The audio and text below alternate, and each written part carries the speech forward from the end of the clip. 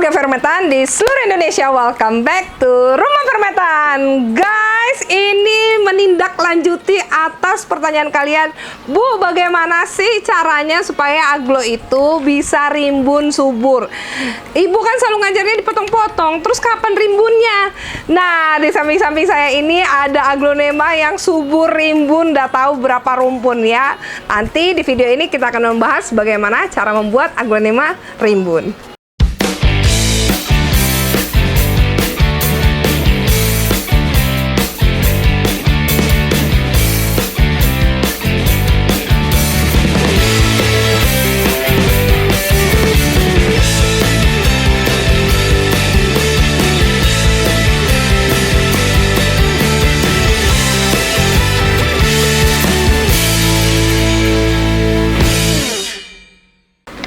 Oke guys, cara pertama membuat aglonema rimbun adalah kuncinya sabar ya. Kuncinya sabar. Karena daun aglonema itu sendiri itu tumbuhnya sekitar 3 minggu atau 21 hari, bahkan bisa lebih per daunnya, tergantung dari jenis tanamannya dan usia tanamannya. Untuk kalian yang doyan ya, yang doyan beli aglo itu baby-baby, yang 2 ruas ya, atau 2 daun, 3 daun, 4 daun. Bu, kapan sih aglonema saya rimbun? Nah, hitung sendiri ya guys ya. Kalau misalnya kita bilang aglonema itu rimbun kan sekitar 20 daun gitu ya. Berarti 20 daun kurangin aja. Kalau tanaman kalian cuma 2 daun, 18 daun lagi masih membuat dia rimbun. 18 daun kali aja 3 minggu. Berapa? Hayo ya, kurang lebih itu bisa sampai setahun ya. Kurang lebih bisa sampai setahun, karena itu kuncinya adalah sabar ya. Kuncinya adalah sabar. Bahkan untuk membuat aglonema itu rimbun dari 2 daun itu tadi bisa dia sampai rimbun, itu bahkan bisa lebih lambat kalau misalnya media tanam yang kalian pakai itu ternyata tidak baik ya. Misalnya media tanam kalian pakainya tanah, jadi dia nggak porus, atau media tanam kalian itu nutrisinya kurang ya. Makanya kalau kita pakai fermetan, angkanya itu pasti 3 minggu itu numbuh 1 daun baru, 3 minggu itu numbuh 1 daun baru. Bahkan kayak kemarin Golden Hope saya itu ya, dalam waktu sekian minggu dia udah muncul daunnya lebih dari yang saya pikirkan gitu. Yang biasanya 3 minggu itu bahkan lebih cepat. Karena apa? Dirawat dengan menggunakan fermetan, dan waktu itu saya menggunakan fermetan baby. Jadi kuncinya adalah sabar dan perhitungkan pertumbuhan daunnya ya. Yang kedua ya guys, untuk yang kedua adalah kalian itu harus memulai dari nol, dari tanamannya yang memang sehat ya. Kalau kalian punya tanaman terus kalian melihara mendapatkan bibit yang sakit setengah mati ya, kalian harus sehatkan dulu aglonya, baru nanti dia bertumbuh dengan baik ya, baru dia bisa subur gitu. Tapi kalau kalian mendapatkan bibit yang tidak baik guys ya, akhirnya jadi setengah mati ngejarnya. Nyembuhin dulu penyakitnya, habis itu dipotong lagi, baru di regenerasi lagi ya, di reset kembali, akhirnya memakan waktu untuk memulihkan si tanaman itu sendiri. Jadi pastikan tanaman kalian memiliki bibit yang baik. Yang ketiga ya, yang ketiga adalah jangan lupa di reset tanamannya. Apalagi tanaman kalian dari bonggol-bonggol tua ya. Tadi juga itu barusan saya didiskusiin, ditanyain sama salah satu customer fermetan yang kebetulan ikut kontes rawatan fermetan ya. Aglonya itu sudah melebihi dari yang seharusnya. Yang lain itu dinikmati prosesnya. Semua pada di reset ya, semua pada di reset, dikerjakan pelan-pelan, sabar ya. Sekarang itu sudah minggu ke-8, itu sabar dikerjainnya. Tapi ada salah satu ibu ini ya, mungkin mau curi start, atau mungkin sayang lah bonggolnya dipisah gitu kan, tanamannya bagus, cantik gitu. Terus bonggol tuanya itu tidak dipisah ya, bonggol tuanya tidak dipisah. Akhirnya apa? Sekarang pucuknya membubur alias pucuk daunnya itu lonyot ya guys. Bayangin itu induknya, pucuknya itu membubur. Padahal itu tanamannya sudah muncul 4 mata tunas ya. Mata tunasnya itu sendiri muncul itu karena dari bonggol tuanya. Tapi resiko itu ada ya. Saya selalu bilang bonggol tua itu bom waktu. Saat kalian membawa bonggol tua, resikonya yaitu tempo-tempo ya, sewaktu-waktu tiba-tiba daunnya kenapa lonyot, Ternyata karena bonggol tua. Penyakit dari bonggol tua itu sudah naik ke pucuk daun atau ke induknya. Jadi jangan pernah ambil resiko. Riset aglonya ya. Cara untuk meriset aglo banyak video yang sudah saya ajarkan. Tapi at least minimal ya, minimal itu jumlah daun aglo yang mau kalian riset itu minimal ada 4 atau 5 daun. Yang keempat, pilihlah media tanam yang baik ya guys. Kalian harus memilih media tanam yang baik. Ini semuanya saya jelaskan secara berurutan karena itu yang penting ya. Itu poin penting dari kalian kalau mau aglonemanya rimbun subur seperti ini ya.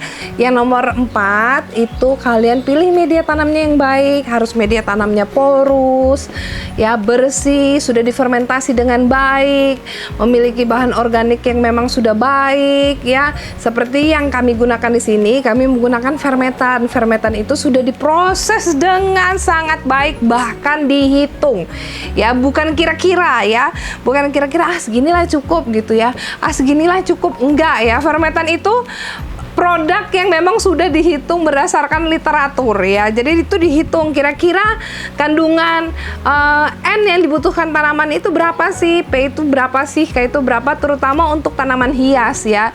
Untuk tanaman hias saja baik, apalagi untuk tanaman buah-buahan atau tambulapot yang ada di rumah ya, itu sangat bisa digunakan.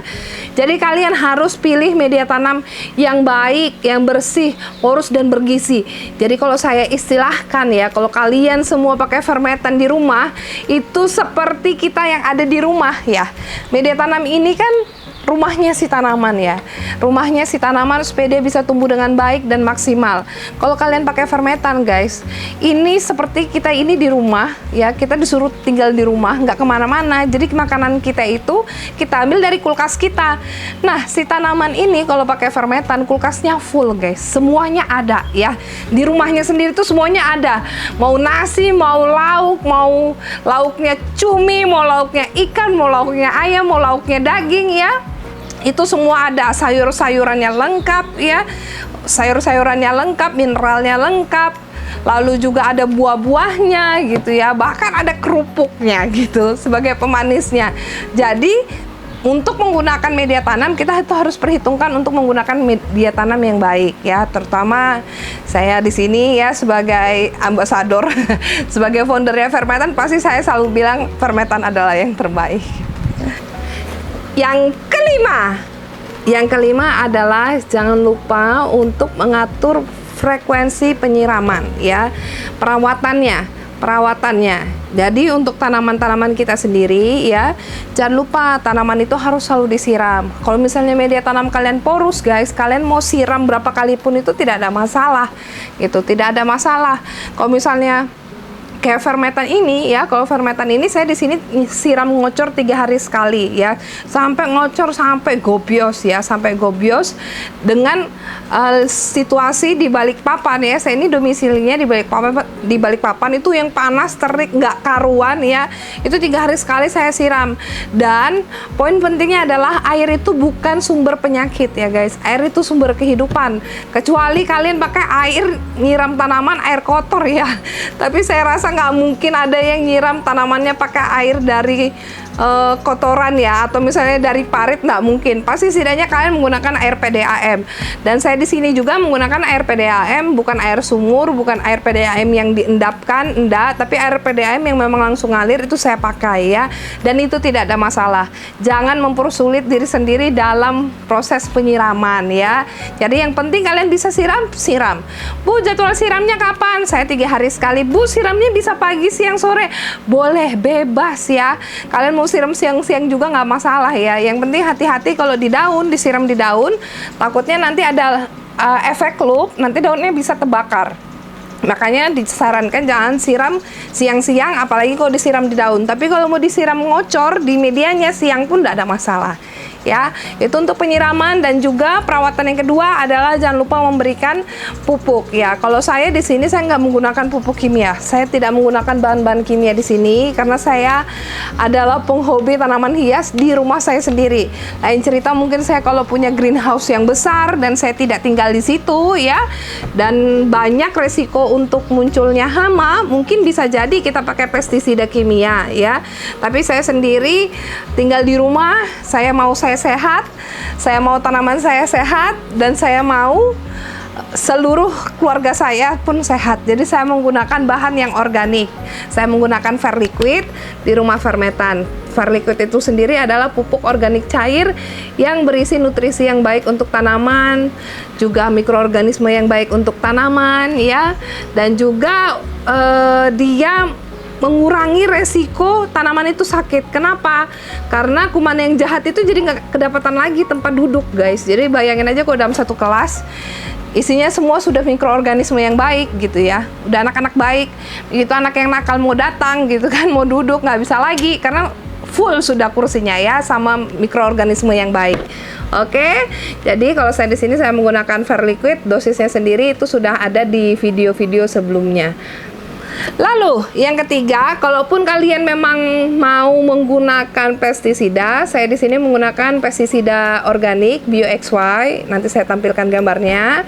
Itu saya rutin memberikannya tiap minggu. Itu organik dan itu aman ya.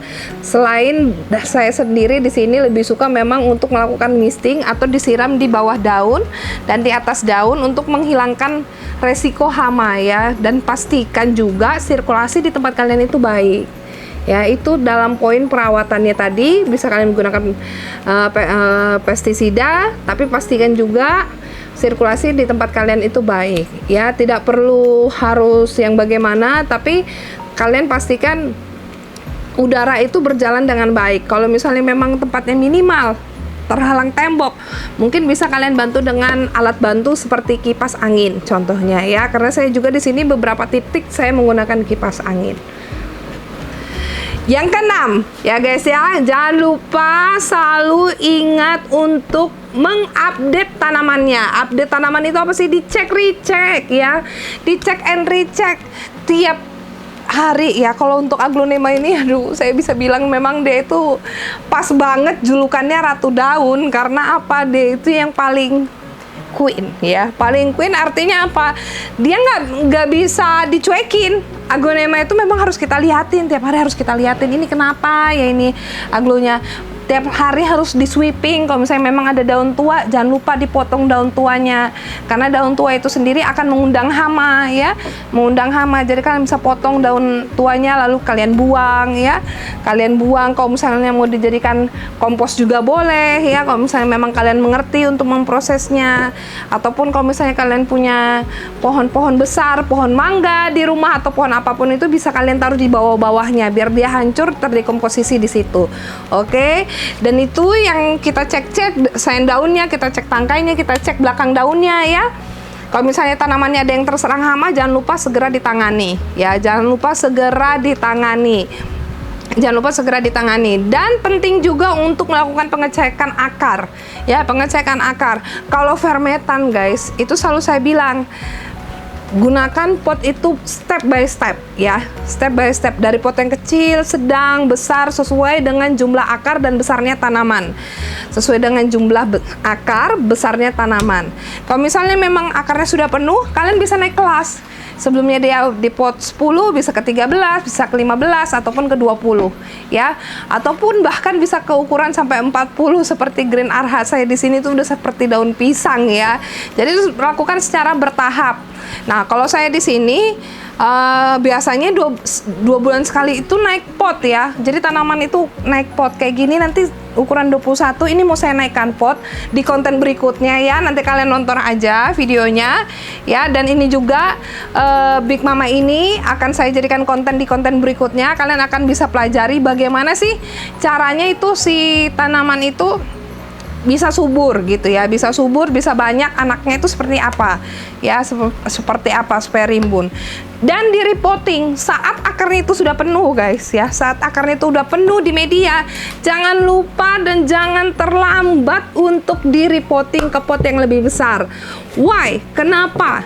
Kenapa? Ya guys, kenapa? Karena tanaman kita itu tumbuhnya di dalam pot ya, di dalam rumah. Seperti rumah kalau udah anggota keluarganya udah besar, dipaksa di rumah 3x3, padahal anggota keluarganya itu ada 20, sama aja ya. Kita buat seleksi alam dalam rumah itu, akhirnya jadi apa? Banyak yang berkorban ya, banyak yang berkorban anggota keluarganya. Tanaman juga gitu, kalau misalnya akarnya udah penuh, dia udah cari makan nggak bisa kemana-mana. Akhirnya apa? Dikorbankan, entah pucuk induknya yang dikorbankan atau anak-anaknya yang dikorbankan. Jadi jangan pernah terlambat di repotting kalau kalian mau tanamannya terus sehat ya. Untuk cara repotting tanaman sendiri, tanaman yang rumpun itu bagaimana caranya? Itu ada beberapa cara yang nanti akan saya bagikan di video berikutnya. Oke? Ketujuh adalah yang terpenting guys, jangan lupa aglonya diregenerasi ya. Aglonema itu ada umurnya ya, ada umurnya. Jadi kalau misalnya kita memang pun dia mau tumbuh rimbun subur kayak gitu, itu ada waktunya 3 tahun, 4 tahun itu dia harus diregenerasi. Bahkan ada beberapa tanaman yang memang kalau misalnya kita sempat telat repotting ya, dan akhirnya pertumbuhannya jadi terganggu, tidak baik, itu perlu kita lakukan regenerasi. Regenerasi itu bagaimana? Itu caranya bisa kita lakukan dengan pemotongan pucuknya ya. Pemotongan pucuknya, bonggolnya kita tinggal. Itu contohnya sudah ada saya bagikan di Aglonema Goliath merah ya. Yang buat kalian belum nonton videonya ya, saya nanti masukkan linknya di bawah. Silakan ditonton videonya saat saya meregenerasi Goliath merah. Bonggol tuanya itu bisa kita cacah-cacah ya, dan induknya itu bisa kita selamatkan. Bahkan induknya yang kita regenerasi, dia kita rejuve, jadi bisa kembali awet muda. Terus kalau misalnya kita nggak rejuve, bagaimana Bu? Nah, itu saya sudah siapkan buat kalian yang tidak mau memotong, meregenerasi tanaman kalian, kejadiannya bakal bagaimana pada Aglonema Hughes saya. Ditonton videonya nanti, ditunggu ya.